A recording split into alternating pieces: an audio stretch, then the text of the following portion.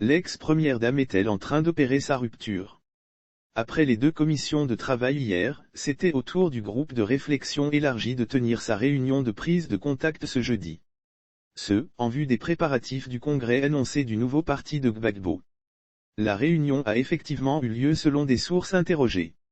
Et comme il fallait s'y attendre même si elle avait laissé une ouverture dans son communiqué en réaction à la décision de Gbagbo créant les instances du congrès, Simone Gbagbo était la grande absente. Elle met à exécution sa menace quand elle annonçait qu'elle serait, peu encline à s'associer, face à ce qu'elle dénonçait. Un manque de considération de la part de ses anciens camarades. L'on avait pensé que Simone ferait encore preuve de dépassement ce jeudi pour se rendre à la résidence Sangaré. Elle a préféré le boycott. Or bien que n'étant pas en odeur de sainteté avec son « cher Laurent », elle avait participé à la grande satisfaction des Gors à la réunion du comité central élargi le 9 août au Palais de la Culture.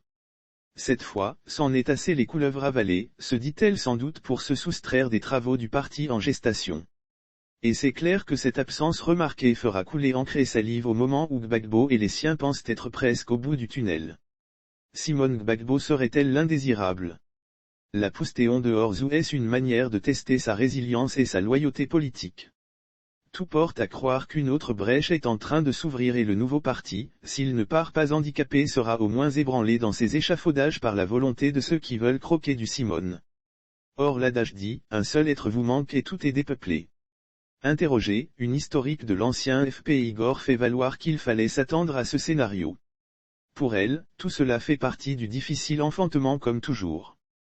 Il ne faut pas s'attarder sur les personnes mais plutôt sur les objectifs fixés, soutient notre interlocutrice.